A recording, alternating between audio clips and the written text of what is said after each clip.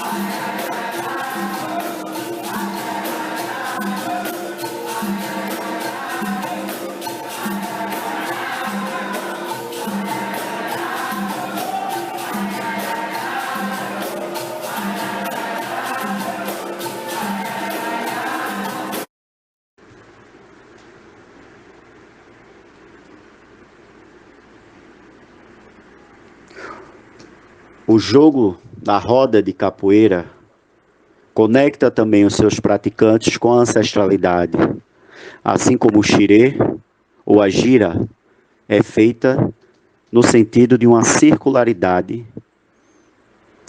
conectando os ascendentes com seus descendentes, conectando todo um povo, toda uma luta com a ginga e no axé.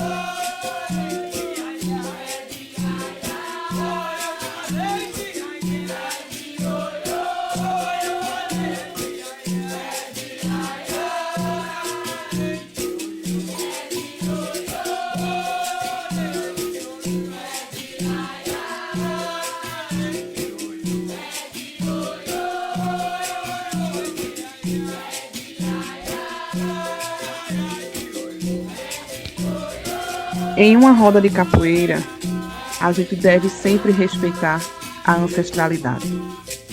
A gente deve sempre se lembrar que para a capoeira hoje ser valorizada, ela teve que passar por um grande período de perseguição e sofrimento.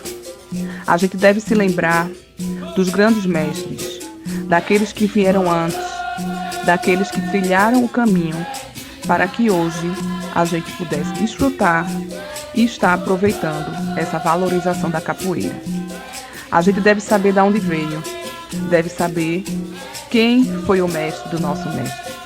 A gente deve ensinar os mais novos que o respeito aos mais velhos é essencial e que a gente precisa seguir nesse caminho, sempre com uma roda, sempre como uma gira, olhando para trás e hoje aproveitando o momento para fazer um futuro ainda melhor para os nossos descendentes.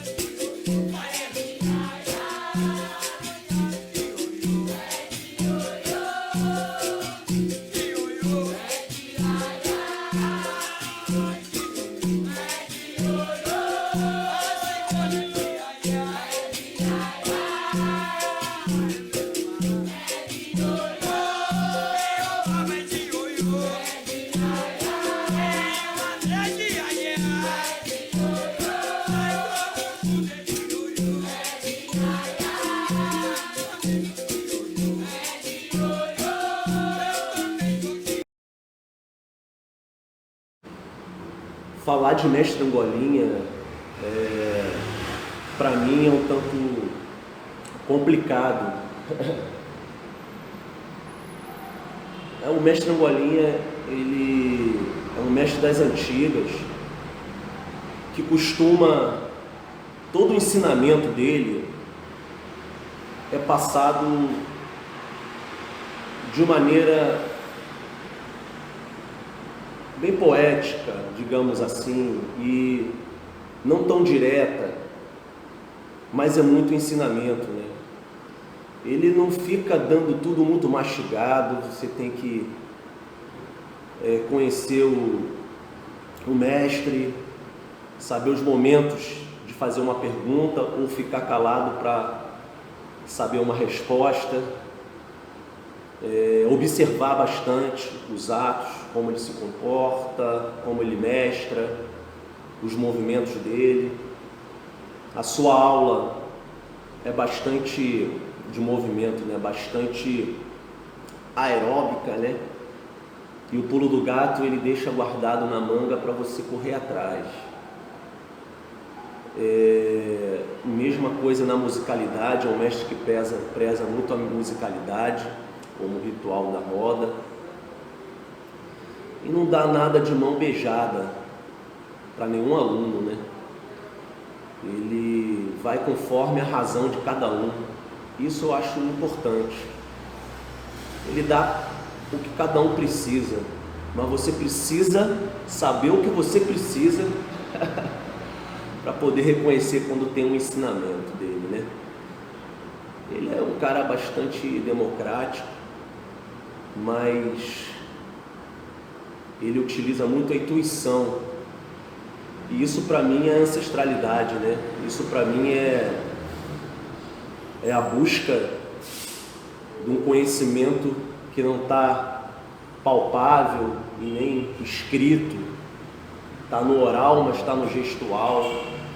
Então, ele ensina a gente jovem, né,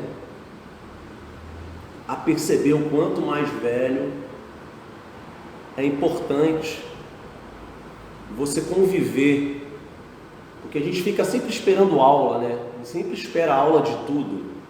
A gente espera aula na escola, a gente espera aula no Google, hoje na internet, aperta o botão, tá ali o conhecimento, mas não espere aula do angolinho. Espere conhecimento que você vai ter que, com o tempo, ir digerindo, e convivendo e desvendando, né, o mistério, digamos assim. Então ele é um mestre que passa muito isso, ensina a gente a ter paciência, porque não vai ganhar da noite pro dia, né? Ô mestre, o que é isso? Mestre, não é assim que funciona. Então, até hoje eu estou na estrada do conhecimento, graças a Deus. Por isso que eu me considero um discípulo, né? Porque o ensinamento do mestre, ele é contínuo, e cada vez que ele fica mais velho, mais ele está aprendendo e mais ele está ensinando.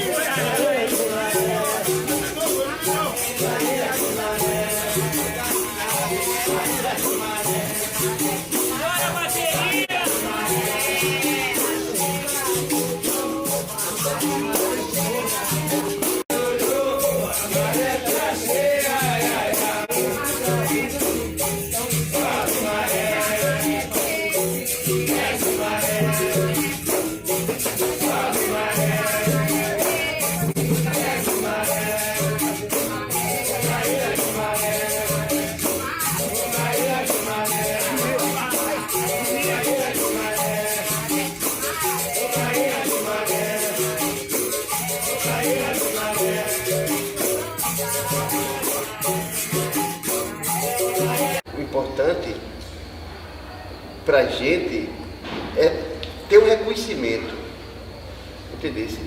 Não só reconhecimento dos alunos, não. Reconhecimento, assim, das pessoas, da sociedade, né, velho? Assim, saber que se não fosse a cultura popular, o que os mestres da cultura popular até hoje tenta sobreviver com isso, o que seria Pernambuco? O que seria o Nordeste se não fosse os mestres da cultura popular? Que às vezes passa até fome, necessidade, para poder ser o que ele gosta de ser. Porque eu quando entrei, eu não entrei para parar, entrei para viver a minha vida na capoeira, né? Se um dia eu parar, é por causa da morte. Não vai me levar.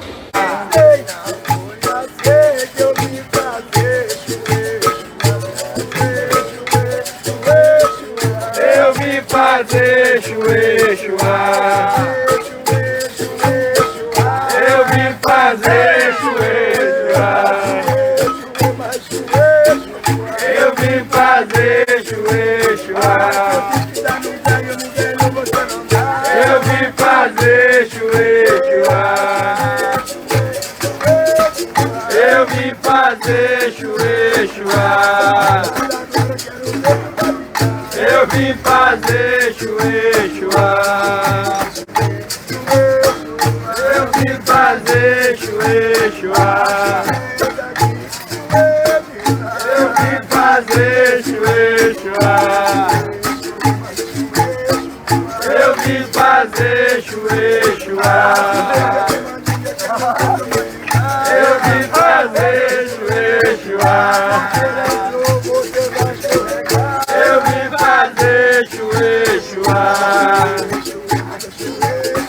Eu vim fazer chuê, chuá. Eu vim fazer chuê, chuá. Eu vim fazer chuê, chuá.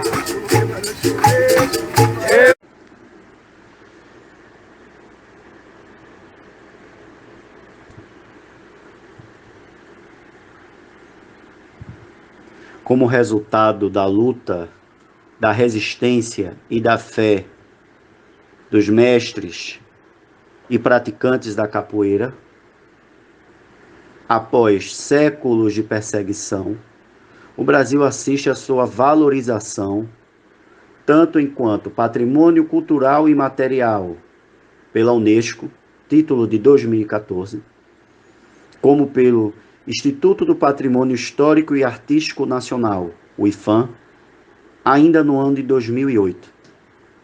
O Estado de Pernambuco reconhece a capoeira enquanto patrimônio cultural e material em 2018. Esses marcos legais representam conquistas de um povo que não esmoreceu e somam-se ao legado de todas as raízes africanas, afro-brasileiras e afro-indígenas que construíram a história desse país.